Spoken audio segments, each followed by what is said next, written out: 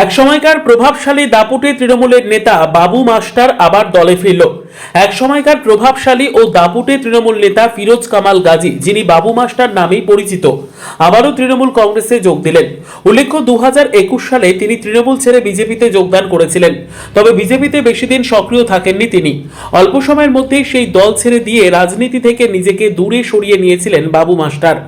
দীর্ঘ বিরতির পর ফের সক্রিয় রাজনীতিতে প্রত্যাবর্তন করে আজ তিনি পুনরায় তৃণমূল কংগ্রেসে যোগ দেন। তার এই প্রত্যাবর্তনে হিঙ্গলগঞ্জ, বসিরহাট উত্তর সহ বসিরহাট সাংগঠনিক জেলার বিভিন্ন এলাকায় তৃণমূলের শক্তি উল্লেখযোগ্যভাবে বৃদ্ধি পাবে বলেই মনে করছেন রাজনৈতিক মহলের একাংশ।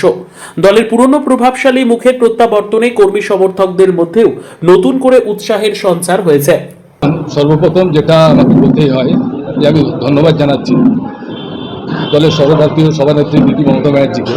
ধন্যবাদ জানাচ্ছি দলের সর্বভারতীয় সাধারণ সম্পাদক এবং আমাদের যুব সমাজের আইকন অভিষেক বন্দ্যোপাধ্যায়কে।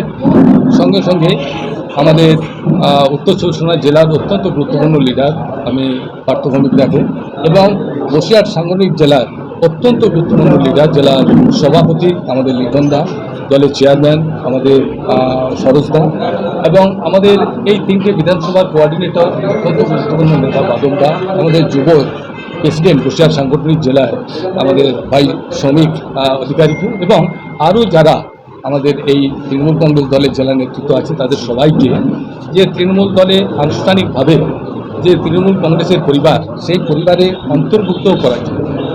আর যেটা হচ্ছে, আমি দলের একটা নিয়মনিষ্ঠ সৈনিক হিসেবে দল যে দায়িত্ব আমাকে দেবে সেই দায়িত্বটা আমি নিষ্ঠার সঙ্গে পালন করব। এছাড়া আমার আর অন্য কোনো বক্তব্য নেই। আমি কাজ করতে ভালোবাসি, দল কাজ করার সুযোগ দিচ্ছি, আমি অবশ্যই কাজ করতে পারবো। রেখাপাত্র সে এবার হিমালয়ের তার বিপক্ষে কিরকমভাবে লড়বেন, স্ট্র্যাটেজি নিয়ে লড়বেন। দেখুন, এটা দলের তো একটা পলিসি, এটা দলের অনেকটা ইন্টারনাল ব্যাপার, ভিতরের ব্যাপার। কাজেই রেখাপাত্রের বিপক্ষে কী স্ট্র্যাটেজি নেওয়া হবে সেটা দল ঠিক করবে এবং দলের যারা থিঙ্ক ট্যাঙ্ক আছে তারাই ঠিক করবে। তারাই ভাবনা চিন্তা করে নিশ্চিত একটা ভাবনা চিন্তা তারা নিয়েই ফেলেছেন এবং আমাকে যেভাবে ইমপ্লিমেন্ট করতে বলবে, আমার যদি কিছু বলার থাকে আমি তাদের সঙ্গে নিশ্চিত শেয়ার করব এবং তাদের ইনস্ট্রাকশন থাকলে তারা নিশ্চিত আমার ইনস্ট্রাকশন।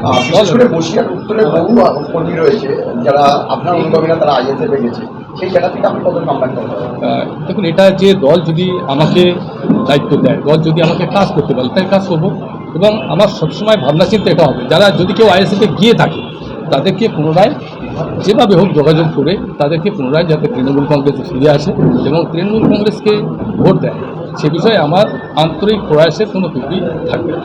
আমি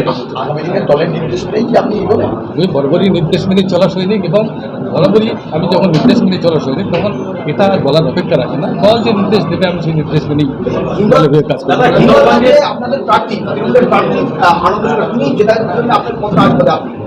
এবং আনন্দ অত্যন্ত ভালো মানুষ এবং খুব ভদ্র নম্র স্বভাবের মানুষ। আমি মনে করি এটাই হচ্ছে ওনার একটা অন্যতম প্লাস পয়েন্ট হবে এবং আমার সঙ্গে ওনার অনেক ভালো রিলেশন আছে, বরাবরই ছিল, এখনও আছে, আগামী দিনেও থাকবে। এবং আমি যিনি বিজেপি প্রার্থী সন্দেশখালীর প্রতিবাদী মুখ রেখাপাত্র, তিনি বলছেন যে বাবু মাস্টার নাটক করছে, উনি তৃণমূলে ছিলেন, আবার নাটক করে উনি আবার তৃণমূলে আসছেন। কি বলবেন? এখন মানুষের মুখে কি বলবে এটা তো ঠিক বলা যায় না, কে মুখে কি বলবে। তবে ওনার মুখে যেটা এসেছে উনি সেটা বলেছেন, কিন্তু বাস্তবে নাটক না সেটা তো সময়, পরিস্থিতি, পরিবেশ এগুলো বলা যাবে, কাজের মাধ্যমে এগুলো বলা যাবে। ঠিক আছে।